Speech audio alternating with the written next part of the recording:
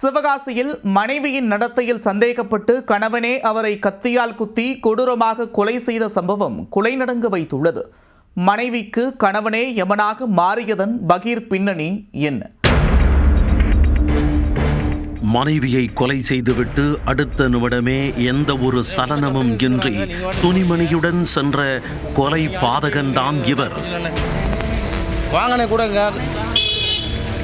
வாங்கனே. தப்பியோட முயற்சித்தவர் திடீரென நீதிமன்றத்திற்குள் நுழைந்ததால் போலீசார் சுற்றி வளைத்து கைது செய்துள்ளனர். நடந்தது என்ன?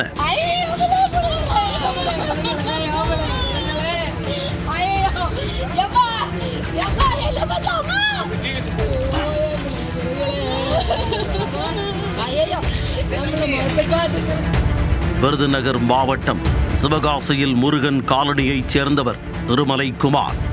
30 வயதான இவர் கோவையில் உள்ள அச்சகத்தில் பணிபுரிந்து வந்துள்ளார். இவரது மனைவி ராஜலட்சுமி 8 வயது மகளுடன் சிவகாசியில் வசித்து வந்தார். வெளியூரில் வேலை செய்த திருமலைக்குமார் அவ்வப்போது சொந்த ஊருக்கு வந்து செல்வார். மனைவியின் நடத்தையில் சந்தேகப்பட்டு ஊருக்கு வரும்போதெல்லாம் ராஜலட்சுமியுடன் திருமலைக்குமார் சண்டையிட்டுள்ளார். இந்த நிலையில் மனைவியின் முறை தவறிய உறவு தொடர்பாக இருவருக்கும் இடையே கடும் வாக்குவாதம் ஏற்பட்டுள்ளது. ஒரு கட்டத்தில் கடும் ஆத்திரமடைந்த திருமலைக்குமார் வீட்டில் இருந்த கத்தியை எடுத்து மனைவியின் கழுத்தில் சரமாரியாக குத்தியதாக கூறப்படுகிறது. வலியால் துடித்த ராஜலட்சுமியின் அலறல் சத்தம் கேட்டு அருகில் இருந்தவர்கள் ஓடி வந்துள்ளனர். அதற்குள் தயாராக வைத்திருந்த கட்டை பையை எடுத்துக்கொண்டு எதுவும் நடக்காதது போல் திருமலைக்குமார் நடையை கட்டியுள்ளார். அப்போது ஒருவர் அவரை தடுக்க முயற்சித்துள்ளார்.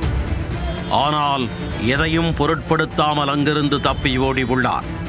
பின்னர் அக்கம் பக்கத்தினர் வீட்டிற்குள் சென்று பார்த்தபோது இரத்த வெள்ளத்தில் ராஜலட்சுமி சடலமாக கிடந்ததைக் கண்டு அதிர்ச்சியடைந்துள்ளனர்.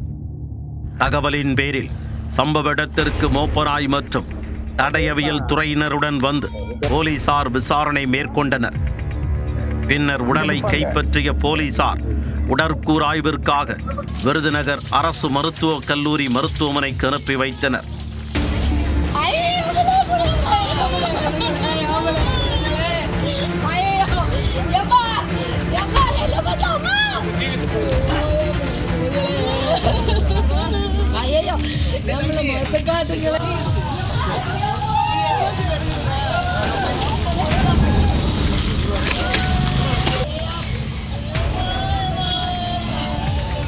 காலையில் கூட 2 பேரும் சேர்ந்து நின்றுட்டு இருந்தாங்க. நான் போகும்போது பார்த்தாங்க. அப்பா ஊருக்கு போய்ட்டு அவர் சொல்லிட்டு தான் போனார். போன கொஞ்ச நேரத்தில் இந்த மாதிரி 2 பேர்த்துக்கு நடந்த சண்டையில் அவர் கத்தி வச்சு களத்தில் குத்தி கொண்டுட்டார். அப்போ சண்டை நடந்துட்டு நாங்கள் சத்தம் போட்டு வச்சுட்டு இருந்தோம். இப்போ வெளியூரில் ஒரு வேலை பார்த்துட்டு இருந்தார். ஒரு 3 மாதம் அங்கே வேலை பார்க்காரு. அப்போ வருவார், 5 நாள் இருந்துட்டு போயிடுவார். அந்த மாதிரி இப்போ வரும்போது நடந்த சண்டையில் தான் இந்த மாதிரி செஞ்சிட்டார். அப்புறம் போலீஸுக்கு தகவல் யாரோ இங்கேருந்து சொல்லியிருக்கு. அவங்க வந்து பார்த்து இப்போ கூப்பிட்டு போயிருக்காங்க. போஸ்ட்மார்ட்டம் பண்ண கூப்பிட்டு போயிருக்காங்க. இச்சம்பவம் குறித்து வழக்கு பதிவு செய்த போலீசார் தப்பியோடிய திருமலைக்குமாரை தேடி வந்தனர். சாத்தூர் குற்றவியல் நீதிமன்றத்தில் சரணடைய சென்றபோது அவரை போலீசார் மடக்கி பிடித்து கைது செய்தனர்.